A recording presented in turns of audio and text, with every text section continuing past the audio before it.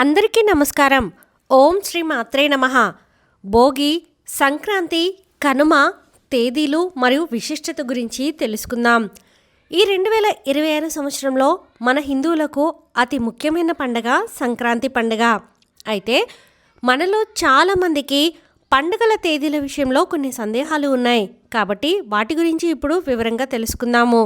ఏ రోజున ఏ నియమాలు పాటించాలి, ఈ పండుగ రోజుల్లో బొమ్మల కొలువు ఎలా పెట్టాలి, పిల్లలకు భోగి పళ్ళు ఎలా పోయాలి, అలాగే కనుమ పండుగ నాడు చనిపోయిన మన పెద్దలకు బట్టలు ఎలా పెట్టాలి, ఇలాంటి ఎన్నో విషయాల గురించి ఇప్పుడు వివరంగా తెలుసుకుందాం. ముందుగా మన ఛానల్ని చూసిన వారైతే సబ్స్క్రైబ్ చేసుకుని పక్కనే ఉన్న బెల్ ఐకాన్ని క్లిక్ చేయడం అసలు మర్చిపోద్దండి. ఈ 2026 సంవత్సరంలో జనవరి 14వ తేదీన భోగి పండుగ జరుపుకోవాలి.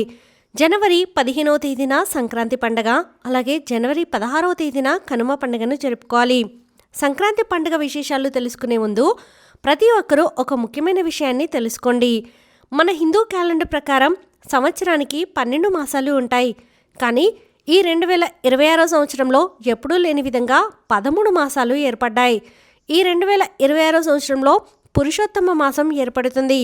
ఈ పురుషోత్తమ మాసం శ్రీ మహావిష్ణువుకి చాలా ప్రీతికరమైనది.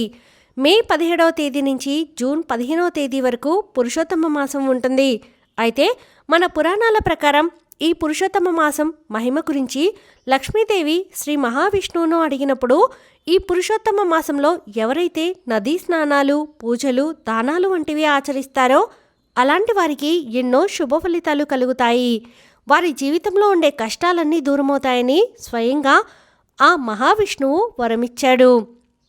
అయితే ఈ పురుషోత్తమ మాసంలో వివాహాలు, గృహప్రవేశాలు, శంకుస్థాపనలు, ఉపనయనాలు వంటి శుభకార్యాలను నిర్వహించకూడదు. ఇక ఈ 2026 సంవత్సరంలో సంక్రాంతి పండుగల విశేషాల గురించి తెలుసుకుందాం. జనవరి 14వ తేదీన భోగి పండుగ వచ్చింది. మనలో చాలామంది ఇంటి ముందు భోగి మంటలు వేస్తారు. ఇంటి ముందు భోగి మంట వేసుకుంటే యజ్ఞం చేసినంత పుణ్యఫలితం లభిస్తుందట. కాబట్టి ఆవు పిడకలతో భోగి మంటలు వేస్తే చాలా మంచిది.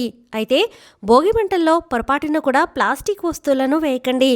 దీనివల్ల భోగి మంటల పవిత్రత నశిస్తుంది. భోగి పండుగ నాడు మీ ఇంట్లో ఉన్న పాత వస్తువులన్నీ తీసి భోగి మంటలు వేయండి. ఇలా చేయడం వల్ల మీ ఇంటికి ఉన్న నరదిష్టి దోషాలన్నీ తొలగిపోయి మీ ఇంటికి మంచి రోజులు ప్రారంభమవుతాయి. అన్నిటికన్నా ముఖ్యంగా ఈ భోగి పండుగ నాడు ప్రతి ఒక్కరూ అభ్యంగన స్నానం చేయాలి. భోగి రోజున శరీరానికి నువ్వుల నూనె రాసుకుని సున్నిపిండితో స్నానం చేయాలి. ఇలా చేయడం ద్వారా మంచి ఆరోగ్యం లభిస్తుంది. అలాగే నీటిలో నల్ల నువ్వులు వేసుకొని తలస్నానం చేస్తే జాతకంలో మీ జాతకంలో ఉన్న శని దోషాలన్నీ తొలగిపోతాయి. అలాగే ఈ భోగి పండుగ నాడు ప్రతి ఒక్కరూ నువ్వులు కలిపిన బెల్లం తినాలి. అలాగే బెయ్యం, పెసరపప్పుతో పులగం తయారు చేసి తినాలి. అలాగే ఈ భోగి పండుగ నాడు చిక్కుడుకాయ కూర తినాలని నియమం ఉంది. ఈ భోగి పండుగ నాడు 12 సంవత్సరాల వయసు గల పిల్లలకు భోగి పళ్ళు పోయాలి. అంటే 12 సంవత్సరాల లోపు పిల్లలందరికీ పోయవచ్చు. సాయంత్రం 5:30 గంటల నుండి 7:30 గంటల మధ్యలో పిల్లలకు భోగి పళ్ళు పోయాలి. చిన్నపిల్లలకు భోగి పళ్ళు పోస్తే నరదిష్టి బాధలు, అనారోగ్య సమస్యలన్నీ తొలగిపోయి శ్రీ మహావిష్ణు ఆశీర్వాదం లభిస్తుందంట. రేగుపళ్ళు, చిల్లర నాణలు, చెరుకుగడ్డ ముక్కలు, అక్షింతలు, శనగలు, పూల రెక్కలు ఇవన్నీ కలిపి పిల్లల తలపై భోగిపళ్ళు పోయాలి. ఇక జనవరి 15వ తేదీన సంక్రాంతి పండుగ వచ్చింది. ఇది అత్యంత పవిత్రమైన పండుగ. ఈ సంక్రాంతి పండుగ నాడు తప్పనిసరిగా నదీ స్నానం చేయాలి. అయితే ఈ రోజున నదీ స్నానాలు చేయలేని వారు ఉదయం సూర్యుడు రాకముందే ఇంట్లో ఉన్న ప్రతి ఒక్కరూ తలస్నానం చేయాలి. ఈ సంక్రాంతి పండుగ రోజున కూడా నీటిలో నల్ల నువ్వులు వేసుకుని స్నానం చేస్తే సకల పాపాలన్నీ తొలగిపోయి మోక్షప్రాప్తి కలుగుతుందట. ముఖ్యంగా ఈ సంక్రాంతి పండుగ వేళ ఉదయం స్నానం చేసి సూర్యుడికి నమస్కారం చేసుకోవాలి. ఈ రోజున సూర్యుడికి నమస్కారం చేసుకుంటే మీకు, మీ కుటుంబానికి ఎన్నో శుభ ఫలితాలు కలుగుతాయి.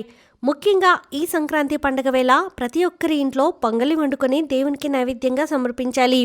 ఈ సంక్రాంతి పండుగ నాడు కొత్త బియ్యంతోనే పొంగలి చేయాలి. అలాగే ఈ సంక్రాంతి పండుగ నాడు బ్రాహ్మణులకు గుమ్మడికాయని దానం చేస్తే మీ భవిష్యత్తులో ఏర్పడే ప్రమాదాల నుండి తప్పించుకోవచ్చు.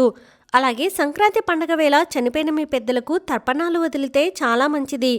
సంక్రాంతి రోజున పూర్వీకులకు తర్పణాలు వదిలితే మీ వంశంలో పితృదోషాలు లేకుండా ఆడపిల్లలకు వైధవ్యం రాకుండా మీ 7 తరాల కుటుంబానికి సకల శుభాలు కలుగుతాయి. ఇక జనవరి 16వ తేదీన కనుమ పండుగ వచ్చింది. ఈ రోజున పశువులను విశేషంగా పూజించాలి. కాబట్టి ఈ కనుమ పండుగ నాడు గోమాతకు పసుపు రాసి కుంకుమ బొట్లు పెట్టి గోవుకు ఆహారం తినిపించి నమస్కారం చేసుకుంటే ఇక ఈ సంవత్సరం అంతా మీ కుటుంబంలో ఎలాంటి కష్టాలు లేకుండా మీ ఇల్లంతా సిరి సంపదలతో నిండిపోతుంది.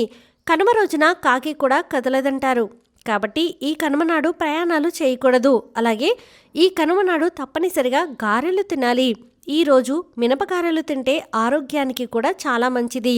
ఈ కనుమ నాడు చనిపోయిన మన పెద్దలకు బట్టలు పెట్టి నమస్కారం చేసుకోవాలి. కాబట్టి ఈ కనుమ పండుగ రోజు ఉదయం 8:30 నుండి 10:30 మధ్యలో పెద్దలకు బట్టలు పెట్టి నమస్కారం చేసుకోండి. అలాగే మధ్యాహ్నం అభిజిత్ ముహూర్తంలో 12 గంటల నుండి 12:50 మధ్యలో పెద్దలను పూజించవచ్చు. కాబట్టి ఈ కనుమ పండుగ నాడు మీ ఇంటి దక్షిణ దిశలో చనిపోయిన మీ పెద్దల ఫోటోను పెట్టి వారి ముందు కొత్త బట్టలు పెట్టండి. అలాగే మీ పెద్దలకు ఇష్టమైన ఆహారాన్ని ఇవ్వండి. వారికి నైవేద్యంగా సమర్పించండి. మీ పితృదేవతలను తలుచుకుంటూ వారికి నమస్కారం చేసుకుని కుటుంబం అంతా కలిసి సాంబ్రాణి పొగవేయండి. ఇలా మీ పెద్దలకు పూజ చేసి వారికి నివేదించిన ఆహారంలో కొంత భాగం తీసి మీ ఇంటి బయట కాకులకు ఆహారంగా వేయండి. కాకి వచ్చి ఆహారాన్ని తింటే మీ పితృదేవతలు తృప్తి చెందారని అర్థం. ఈ సంక్రాంతి పండుగ 3 రోజులు కొన్ని పరిహారాలు పాటిస్తే ఇక ఈ సంవత్సరం అంతా మీ ఇంటికి చాలా మంచి జరుగుతుంది. ముఖ్యంగా భోగి మంటలు వేసేటప్పుడు ఈ భోగి మంటల్లో కొన్ని నల్ల నువ్వులు వేయండి. ఇలా చేయడం ద్వారా మీ జాతకంలో ఉన్న దోషాలన్నీ తొలగిపోయి డబ్బు పరంగా ఈ సంవత్సరం బాగా కలిసి వస్తుంది. ఈ పండుగ 3 రోజులు తెల్లవారుజామున నిద్రలేచి ఇంటి గుమ్మం ముందు బియ్యం పిండితో ముగ్గు వేసి ఇంటి గడపలకు పసుపు రాసి ఇంటి గుమ్మానికి మామిడి తోరణాలు కట్టుకోండి. ఇలాంటి ఇళ్లలోకి లక్ష్మీదేవి వెంటనే అడుగు పెడుతుంది.